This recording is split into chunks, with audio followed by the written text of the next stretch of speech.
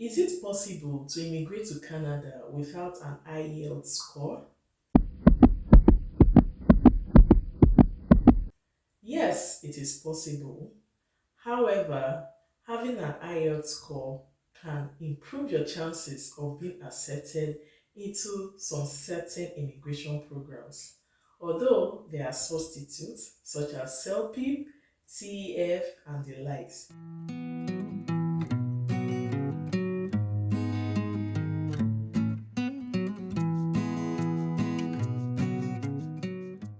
And there are several immigration programs that do not require IELTS score, including the PNP, talking about the Provincial Nominee Program, talking about CEC, that's Canadian Experience Class, the FSW, Federal Skilled Worker, FST, Federal Skilled Trade.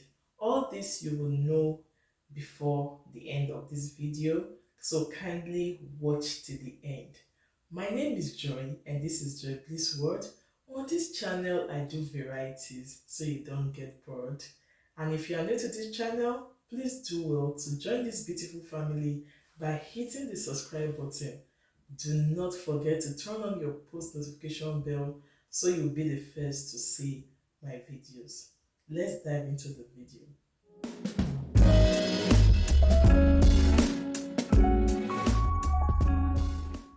Even if a certain immigration program does not require you writing an English test or a French test, the Canadian government may still put that language proficiency into consideration while assessing your application. So you may consider checking the other substitutes such as the CELPIP, the TEF. Maybe that could be an easy way out for you, because what they really want to assess is your speaking, your writing, your listening, and your reading. So you can also have that at the back of your mind. Express entry route, which is the fastest way you can immigrate to Canada, manages three federal economic immigration streams such as the CEC, FST, and FSW. These routes are set.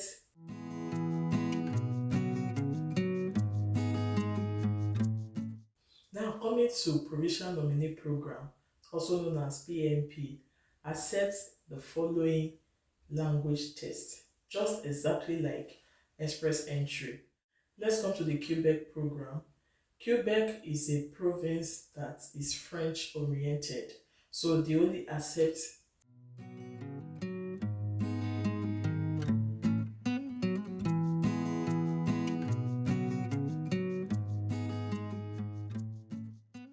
coming to the pilot programs, they accept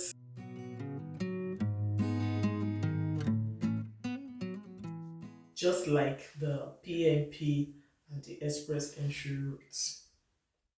Before I continue, is IELTS compulsory in this immigration journey?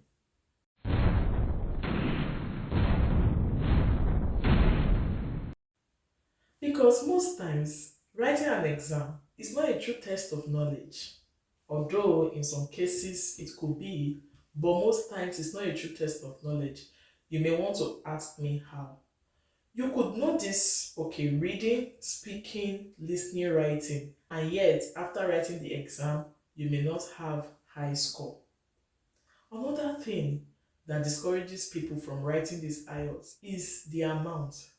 I remember the first time I wrote IELTS, and the last time I heard the amount they use in registering for it, I opened my mouth. Most people spend so much in this immigration journey and they want to see how they can skip some steps like this, avoiding this IELTS. It's expensive. It's expensive for so many persons, especially if they are coming from an English speaking country. They will just be like, oh, I can communicate well in English. Is there still any need for me to write this English? Another factor is the fact that some people live in a place where they don't have centers for these exams. If you are in a place where you can easily locate a center, then you are lucky. But there are some people, they may have to travel down to go write this exam. So it could be very discouraging to now think of writing this exam. Another thing is the fact that it expires very quickly. In 2 years, if you don't use it, you may have to sit for another one. However, if you still want to immigrate without writing IELTS, CELPIP, TEF, then you can consider the following options. One, family sponsorship. Whoever is going to be sponsoring you must be a Canadian citizen or a permanent resident. You must be a close family member to the person. Either the person is your spouse, your common law partner, or your dependent child. Overall, language proficiency may still be considered in this option. You may not also need to write IELTS if you are going through refugee and humanitarian programs. You know what that route is all about. People who are going through that route need more assistance. So writing any language test is of reduced significance. So they may not really need that in that program. So you can also consider that if you feel you have what it takes to go through that route. Another way you can immigrate to Canada without writing IELTS and the likes is to go through the startup visa program. This route is mainly for entrepreneurs that want to go start some innovative business over there. So most times, the idea of language test is being waived because they are going to start up something there. In most cases, they submit proposals. They may not really consider the aspect of your language test result anymore. Okay, so this is also another way you can move to Canada without writing um, exams. In addition, some Canadian universities don't require this language test, although there may be a way of them testing you. I have that video on this channel talking about some Canadian universities that don't require IELTS. So kindly check them out.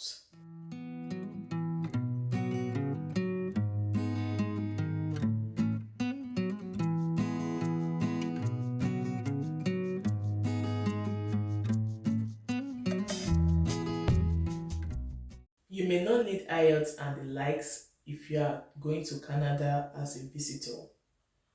In most cases, what they may ask is you showing proofs that you return to your home country, and the proofs could be in form of your financial status, your employment status, your family status, like showing enough ties to your home country.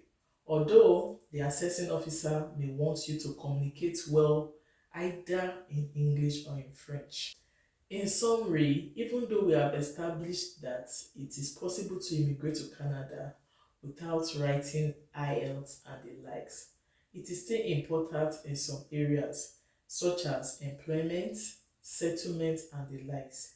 I remember when I was filling this job bank stuff, there was a place I saw this question: do you have language proficiency and the rest, even if it's expired. Then in the area of you trying to get your citizenship, I think is also a requirement. So in one way or the other, IELTS or CELPIP or whatever is still useful. Okay, I believe I've addressed the issue of IELTS being needed for immigration or not. And if you are not still clear about it, kindly let me know in the comment section. To the best of my knowledge, I will try to respond. Once again, if you are new to this channel, you are most welcome. And if you haven't given this video a like yet, kindly do so that the ministry can keep moving forward. And if you are a returning subscriber, you are the real MVP, and I encourage you to keep watching my videos. Don't forget to share this video as well, because many people are really concerned about, oh, I don't want to write IELTS, can I still move to Canada? Please, they need this video. See you all in my next video.